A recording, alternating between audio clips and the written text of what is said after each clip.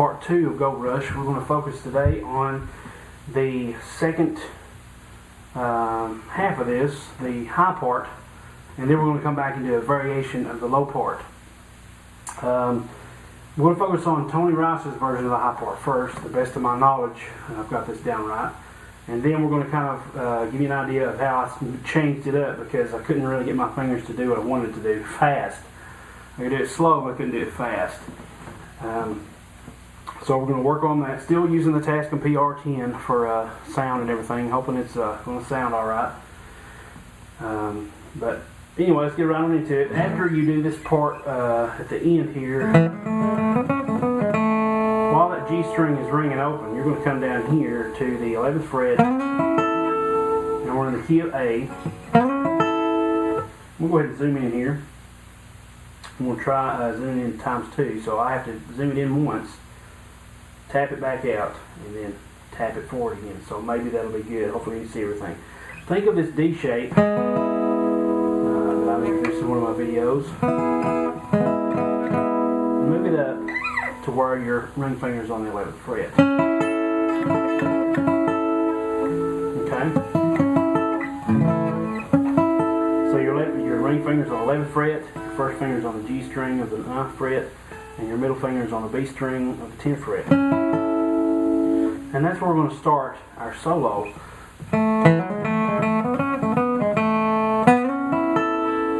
We're just going to do a slide in, and then hit those two strings together. And then we're going to walk up the scale.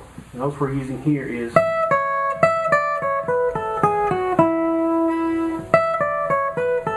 so we got a whole step and a half step. And the same thing on the B string starting at the 12th fret.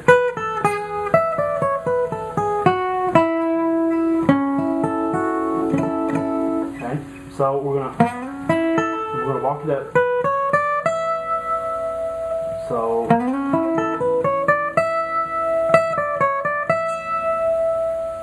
that far.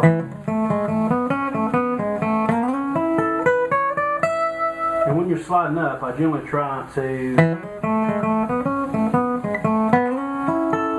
trying to slide up from the 9th fret.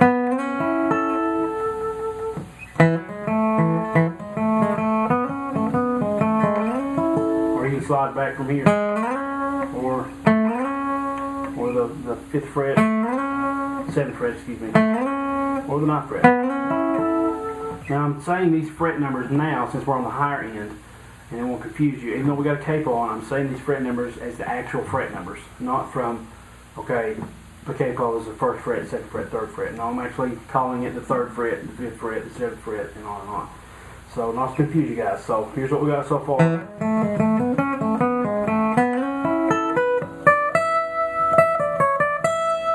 Then we're going to do this little arpeggio here. Actually, it's going to land right there on the 12th fret with your pinky.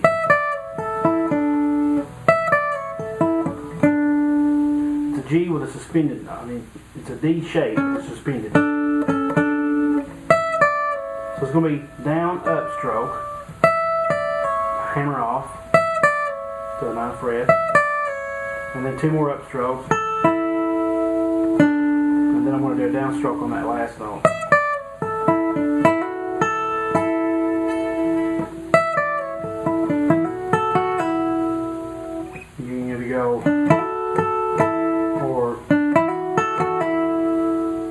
And then from there, Tony goes.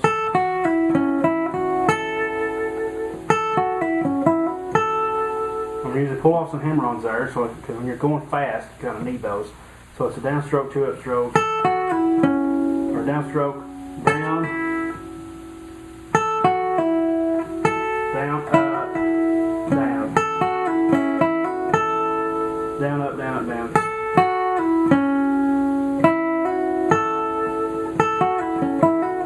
Walk it back up.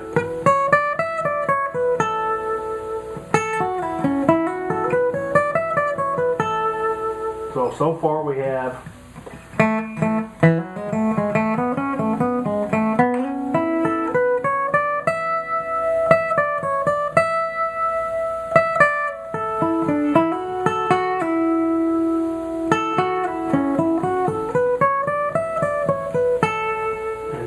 there, we hit this 12th fret, G string, pull off to the 9th fret, and then go back down to that D string where we was on this part.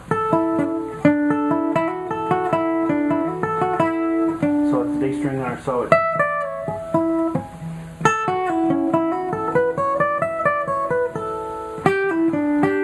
and then the hard part is we're going to pull off and then come back. And this is kind of tough to do with your pinky, so you might want to try it with your ring finger.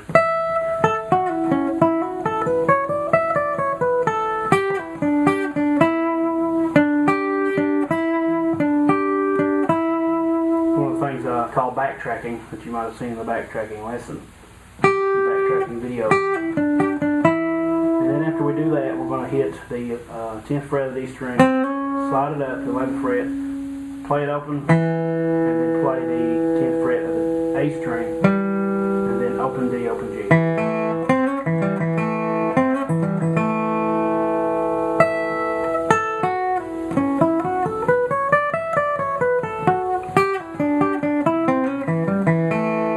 then you come back here and start all over again. The thing is, there's a variation of this that I do because I can't get my fingers when they're going that fast to hit all these. You know, I kind of mess up. So I got fed up with that and decided to make a variation of that. So here's what I do. Instead of the other way, I go.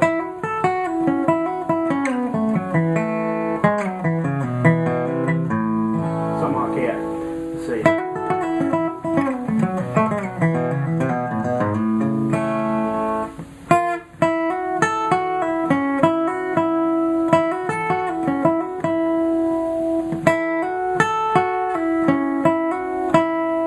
Slide down, we're still in this D shape. Now slide down from the 11th fret, D string, to the 9th fret, and then upstroke on the 5th fret,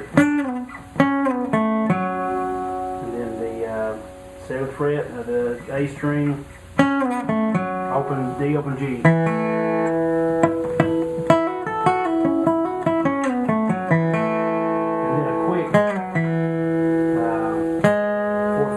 Second fret.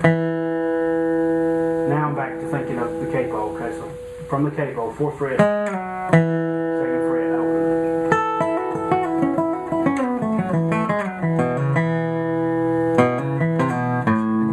That takes me back to that.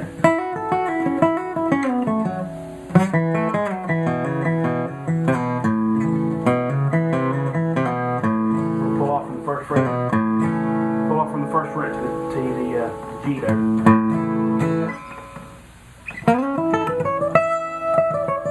Here's Tony Rice's.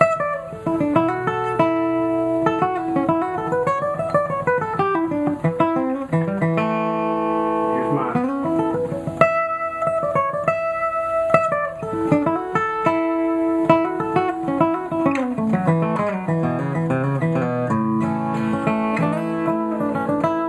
Now we're going to the second part of this. Instead of going back to the, it does that much, but instead of going it goes a little different. Tony Rice does it this way, and this is easy for me to do too, so I do it this way too. So let's pretend we got down to the end.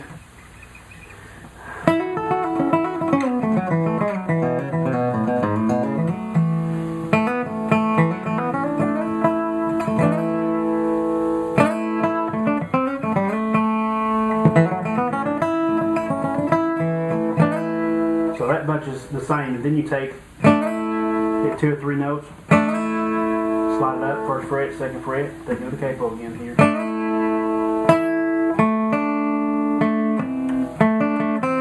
Same thing we did up here.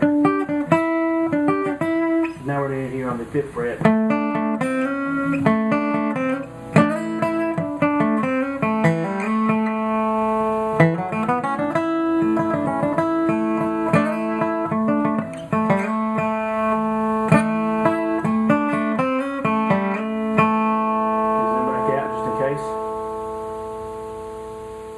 In. And then let's see,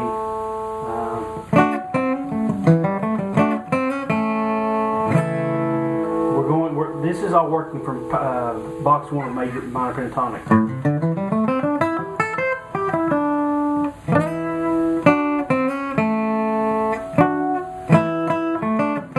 And this is a little blue note. Okay. And then after he does that part, he's going to slide in another to the E string. And then it's going to be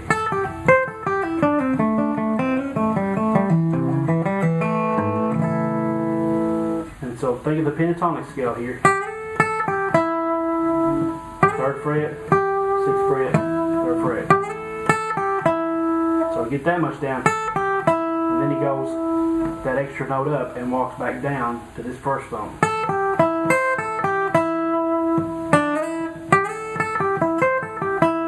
And playing it fast, the picking is a little difficult. So I'm starting with a downstroke and then a downstroke to pick it. Down, up, down, up, down, up, down, up. Down, up, down, up, down, up, down. And then just a little pull off. So we're still in this scale shape. And you can either play one string or both. We're going back to the barring again. Kind of like what we did here.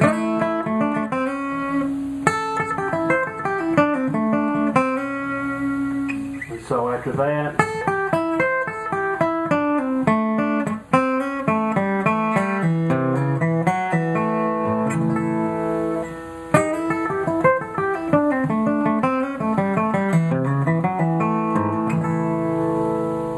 so that's the end of that, and then he does this part a little different too. You don't start with that. Instead, he starts. This is the B part time, the second part of the B part. Second variation. He does this. Now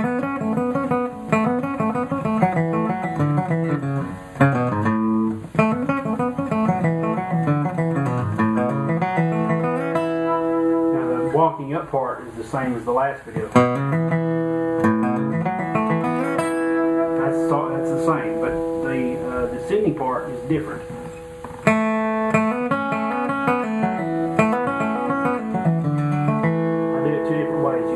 Tony Rice's way. It's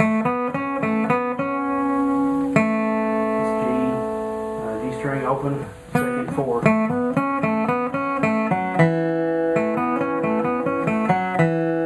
Back to the G.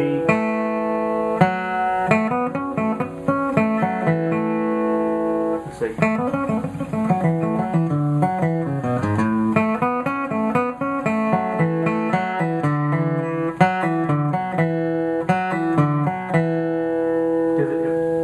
Part always goes to that C, and that's the referencing the C.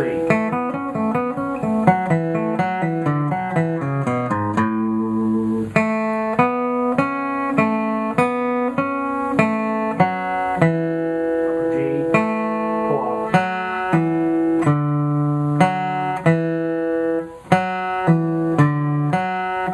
Walk it back down.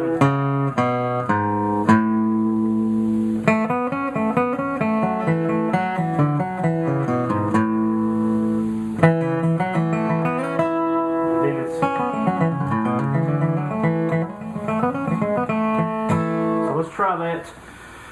This will be the last thing in this video. Let's try that from the top of the high part and see if we can get it. I'm going to do my version since it's easier for me to do. Play at fairly medium speed so you can kind of follow along.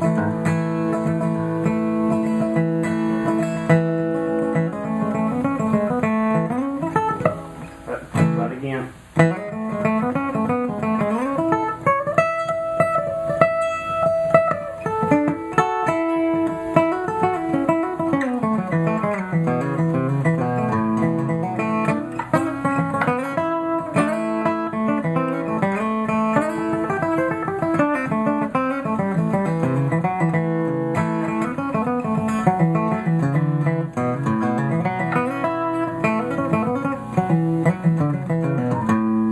Tony Rice's verse there.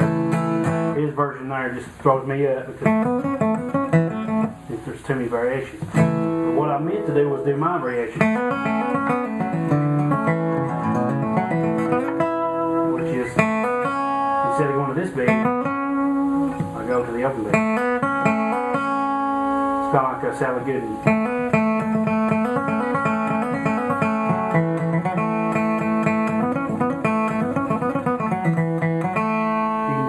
Ways. I like the open ringing B string because it sustains.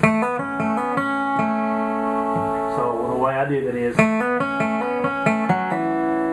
let's see.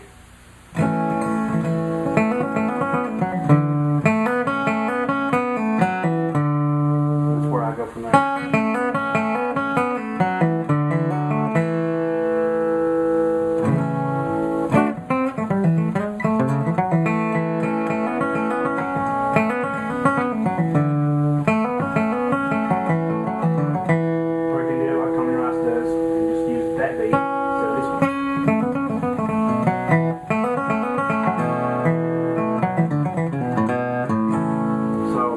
Second part,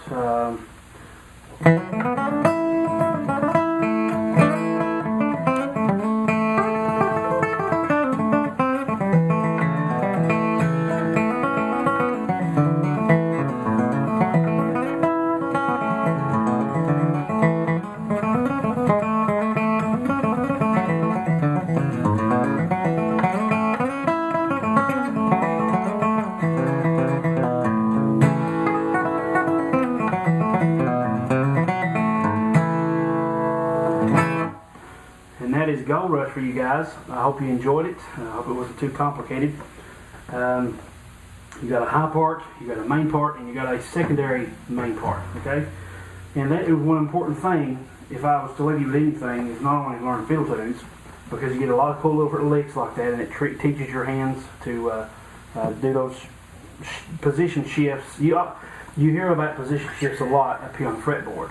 But there's a lot of position shifts on the right hand too. When you're doing the backtracking things, check out the backtracking lesson. If you haven't found it, if you haven't seen it yet, check it out. It's backtracking. Do a search for that on my channel or on the video page. And it talks about position shifting in your right hand. How you have to sometimes go down a couple strings, come back up, then go down, then come back up. It's all about doing that. But I encourage you, the meat to take away from this is not one of those things.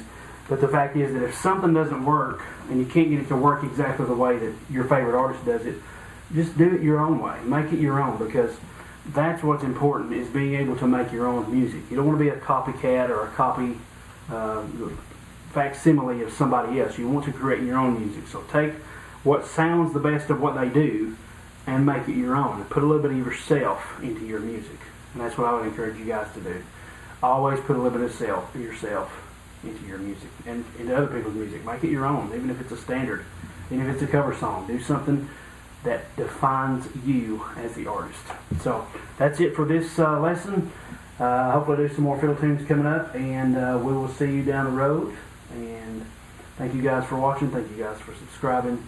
Stay tuned for more great content.